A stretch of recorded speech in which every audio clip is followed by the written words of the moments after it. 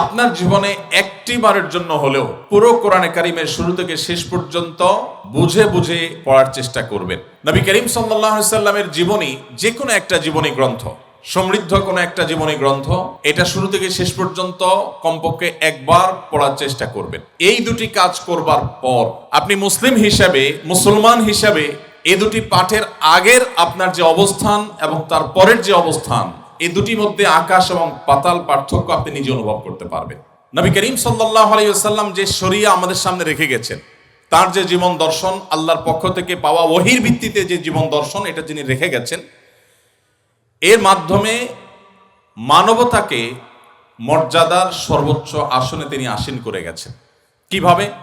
আপনারা জানেন, নবী করিম সাল্লাল্লাহু আলাইহি সাল্লামের আবির্ভাবের পূর্বে তখনকার আরবে, তখনকার মধ্যপ্রাচ্যে মানুষের দাস ছিল।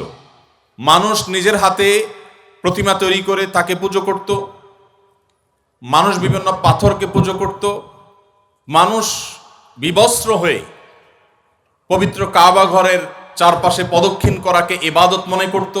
হেন কোনো কুসংস্কার নাই যে তখনকার মধ্যপ্রাচ্যে, আরবে, মক্কার মানুষদের মধ্যে, মুশরিকদের মধ্যে ছিল না।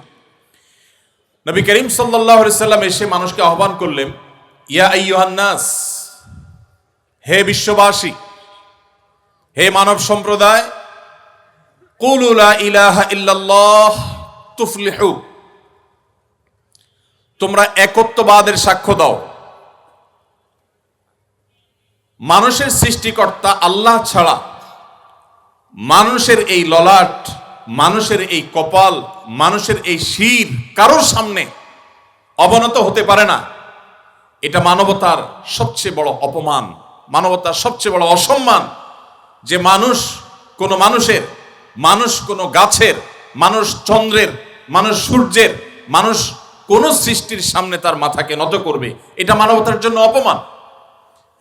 মানবতার এই শির শুধুই তার রব, তার সৃষ্টিকর্তার সামনেই অবনত হবে, আর কারোর সামনে নয়। মানব জাতিকে সম্মান এবং মর্যাদার এই জায়গাটিতে মুহাম্মদ সাল্লাল্লাহু আলাইহি সাল্লাম রেখে গেছেন মানুষকে।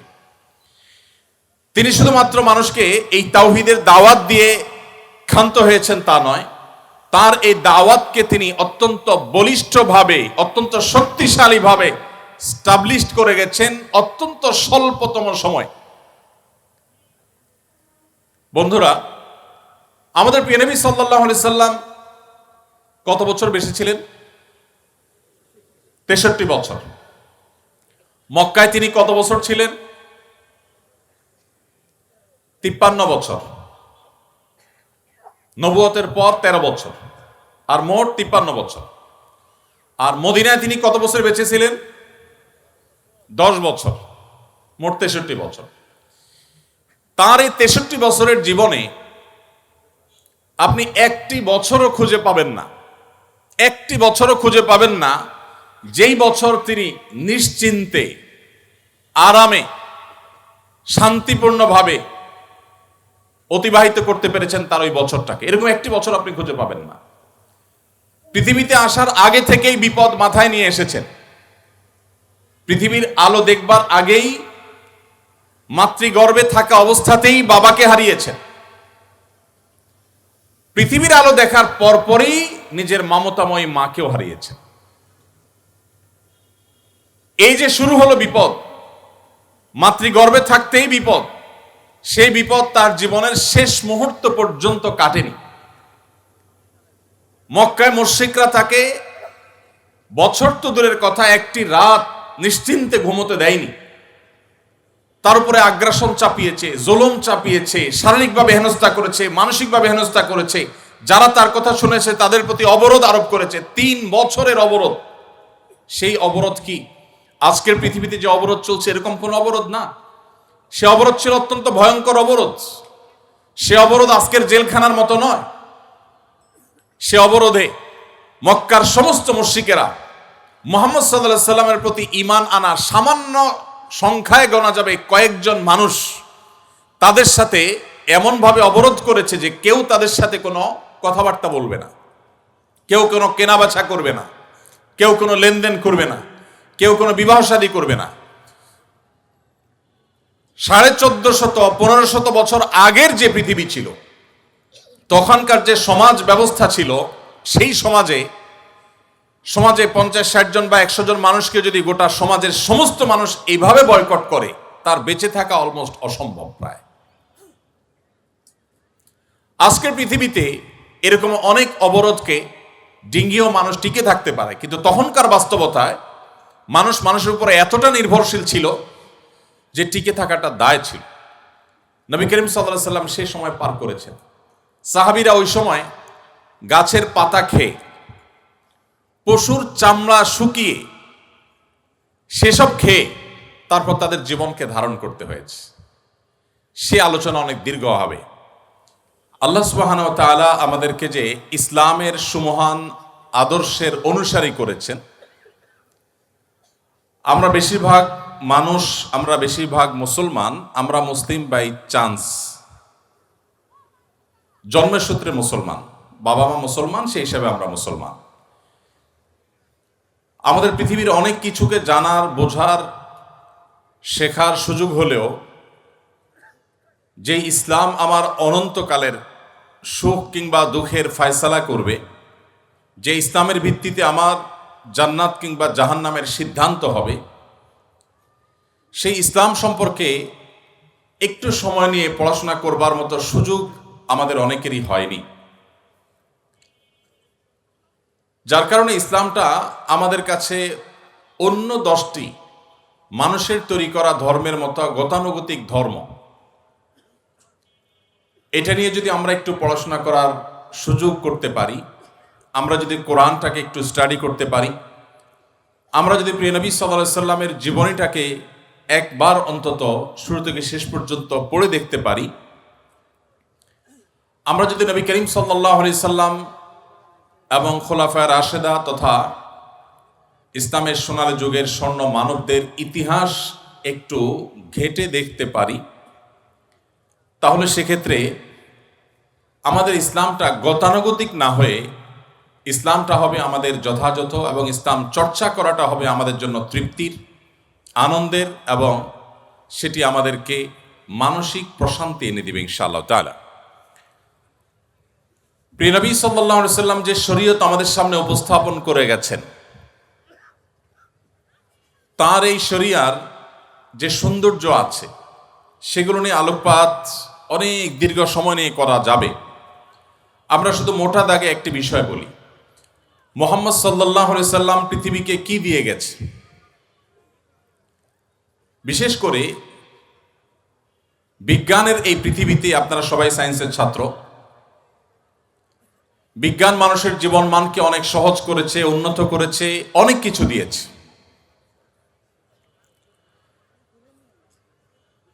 বস্তুবাদের জোয়ারের এই জয় জয়কার যখন চলছে গোটা বিশ্বে, নীতি নৈতিকতা বা আদর্শ মানুষের জীবনে যখন খুবই গুরুত্বহীন একটি বিষয়, এই সময়টাতে আমাদের কাছে জাগতিক জীবনের সৌন্দর্য, জাগতিক জীবন কতটা সহজ হলো, এই বিষয়টা অনেক গুরুত্বপূর্ণ।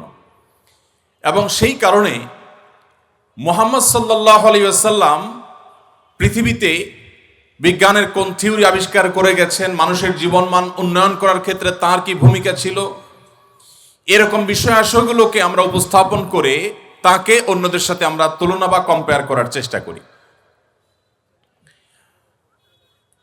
অথচ মুহাম্মদ সাল্লাল্লাহু আলাইহি সাল্লাম বিশ্ববাসীকে যা দিয়ে গেছেন, তার অনুসারীরা, মুসলিম শাসকগণ, সোনালী যুগের স্বর্ণ মানবগণ, বিশেষ করে খোলাফা রাশেদা সহ তৎপরবর্তী যে মহান ব্যক্তিত্বগণ ছিলেন, তারা বিশ্বকে কি দিয়ে গেছে সেটার মূল্য কতখানি, এটা কোনো সংক্ষিপ্ত সময়ের বক্তব্য দিয়ে আসলে অনুধাবন করা সম্ভব নয়। আমি একটি বই রেকমেন্ড করতে চাই, যদি আপনাদের হাতে সময় থাকে। ভারতবর্ষের একজন বড় মনীষী ছিলেন, একজন বড় ইসলামিক স্কলার ছিলেন, ভারতের লখনৌর নদওয়াতুল উলামা সৈয়দ আবুল হাসান আলী আন-নাদবী রাহিমাহুল্লাহ, যিনি পশ্চিমের বড় বড় বিশ্ববিদ্যালয়গুলোতে একজন আলেম এবং ইতিহাসের ছাত্র হয়েও অতিথি লেকচারার হিসাবে বিভিন্ন সময় লেকচার দিতেন। মুসলিম বিশ্বের নোবেল খ্যাত বাদশাহ ফয়সাল অ্যাওয়ার্ড পাওয়া ভারতবর্ষের কয়েকজন ক্ষণজন্মা মনীষীদের একজন ছিলেন। তাঁর লেখা একটা বই মাযা খাসির আল আলম বিইনহিতাতিল মুসলিমিন, বইটি তিনি আরবিতে লিখেছেন। এই বইয়ের ভূমিকা তিনি লিখেছেন যে এই বই যখন আমি আরবি ভাষায় লিখি তখনও পর্যন্ত আমি কোনো অ্যারাবিয়ানের সাথে আমার সাক্ষাৎ হয়নি এবং কোনো আরব দেশে অন্য কোনো কাজে তো বটেই, এমনকি হজ বা ওমরা করার যাওয়ার সুযোগও আমার হয়নি। তার বয়স ছিল সম্ভবত তখন 17 কি 18। এই বয়সে তিনি যে বই লিখেছেন মাযা খাসির আল আলম বিইনহিতাতিল মুসলিমিন আরবিতে, সেই বই নাই। মিডল ইস্টের এমন কোন সমৃদ্ধ লাইব্রেরি একটিও খুঁজে পাওয়া দুঃসাধ্য হবে।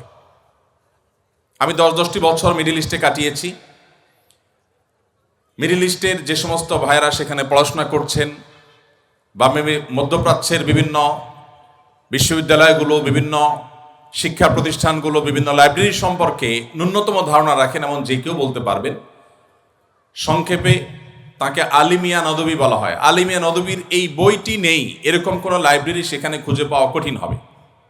খোদ সৌদি আরবের একাধিক মিনিস্ট্রি সরকারি খরচে, আরো বহু আগের কথা বলেছি, প্রতিযোগিতা করে ওয়াজারাতুস সাকাফাত ওয়াল ইলাম সংস্কৃতি বিষয়ক মন্ত্রণালয়, ওয়াজারাতুশ শুউনুল ইসলামিয়া ধর্ম বিষয়ক মন্ত্রণালয়, ইসলামিক অ্যাফেয়ার্স বিষয়ক মন্ত্রণালয়, একাধিক মিনিস্ট্রি প্রতিযোগিতা করে তার এই বই লক্ষ লক্ষ কপি প্রিন্ট করে বিতরণ করেছে। এটি অতীতের কথা বলছি আমি, বর্তমানের কথা নয়। সৈয়দ আবুল হাসান আলী নদভী রহমতুল্লাহ আলাইহি তার এই বইয়ে প্রমাণ করেছেন পৃথিবীর চালকের আসনে যখন মুসলমানরা ছিল তখন পৃথিবী কি পেয়েছে, আর আজ পৃথিবীর চালকের আসনে মুসলমানরা নেই তাতে পৃথিবী কি হারিয়েছে। এটাই হলো তার আলোচনার টপিক এই বইয়ের।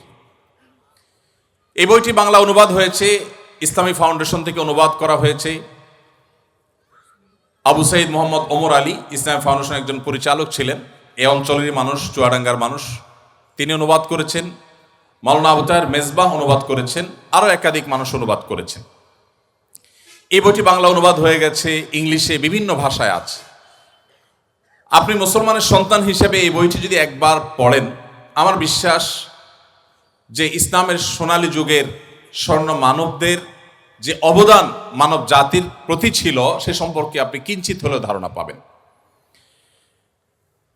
আমাদের দুর্ভাগ্যের বিষয় হলো আমরা সাবকন্টিনেন্টের মুসলমানরা বিশেষ করে আমরা শুনে শুনে মুসলমান হতে অনেক বেশি পছন্দ করি, স্বাচ্ছন্দ্য বোধ করি। আমরা ঘন্টাকে ঘন্টা ওয়াজ শুনতে খুব পছন্দ করি। পছন্দের বক্তার বক্তব্য 2-3 ঘন্টা 4 ঘন্টা শুনতে আমাদের কষ্ট হয় না। রাত 12টা-1টা পর্যন্ত এদেশে বহু ওয়াজ মাহফিল হয়, কিন্তু 1 ঘন্টার জন্য আমরা কোনো গুরুত্বপূর্ণ বই পড়ার সময় বেশিরভাগ ক্ষেত্রে বের করতে পারি না। আমার সামনে আপনারা যারা উপবিষ্ট আছেন, আমি আমার সময় তো শিক্ষার্থীবৃন্দদেরকে বলছি, আপনাদের এই বয়সে ছাত্র জীবনে অবসর সময় আপনারা চাইলে একটু সময় বের করতে পারেন। আমি শুধু আজ এই সিরাত সেমিনারের মাধ্যমে আপনাদেরকে উদাত্ত আহ্বান রেখে যেতে চাই, আপনার জীবনে একটি বারের জন্য হলেও পুরো কোরআনে কারিমের শুরু থেকে শেষ পর্যন্ত বুঝে বুঝে পড়ার চেষ্টা করবেন। নবী করিম সাল্লাল্লাহু আলাইহি সাল্লামের জীবনী যে কোনো একটা জীবনী গ্রন্থ, সমৃদ্ধ কোনো একটা জীবনী গ্রন্থ, এটা শুরু থেকে শেষ পর্যন্ত কমপক্ষে একবার পড়ার চেষ্টা করবেন।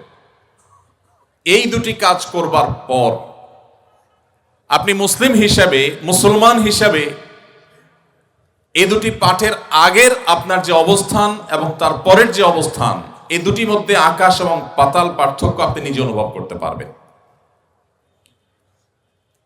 আমরা সেই ধর্মের অনুসারী যেই ধর্ম 1450 বছর আগে আমাদেরকে নির্দেশ করেছে। প্রথম নির্দেশ, ইকরা বিসমি রাব্বিকাল্লাযী খালাক, পড়ো তোমার প্রভুর নামে যিনি তোমাকে সৃষ্টি করেছেন, তার নামে তুমি পড়ো।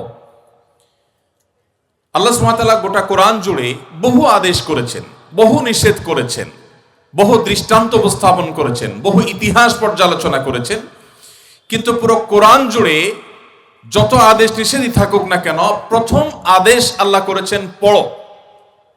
এই যে পড়ার নির্দেশ, জ্ঞান অর্জন করবার নির্দেশ আল্লাহ সুবহানাহু ওয়া তাআলা প্রথম করেছেন, এটি 2024 সালের ঘটনা নয়। এটি আজ থেকে প্রায় ১৫০০ বছর আগের ঘটনা।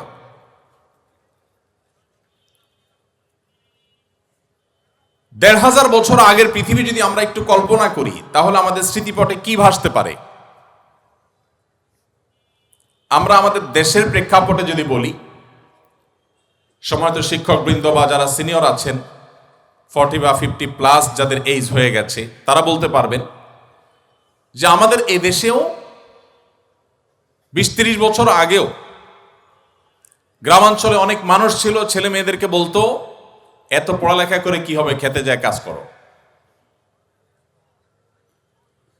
এখন এমন একটা সময় এসেছে, একজন খেটে খাওয়া দিনমজুর ভাই তিনিও তার ছেলে মেয়েকে জ্ঞান অর্জন করাবার, পড়ালেখা করাবার গুরুত্ব তিনি বোঝেন। এই যদি হয় ২০-৩০ বা ৪০ বছর আগের বাংলাদেশের কথা, তাহলে ১৫০০ বছর আগের পৃথিবীর অবস্থা কেমন ছিল? সেই সমাজের বুকের উপর দাঁড়িয়ে মুহাম্মদ সাল্লাল্লাহু আলাইহি সাল্লাম উচ্চারণ করেছিলেন প্রথম নির্দেশ আল্লাহর পক্ষ থেকে পাওয়া ওয়াহি, ইকরা বিসমি রাব্বিকাল্লাযী খালাক। আজ পৃথিবীর এই চাকচিক্য দেখে যে সমস্ত মুসলিম ভাইয়েরা আমার ইসলাম নিয়ে হীনম্মন্যতায় ভুগছেন,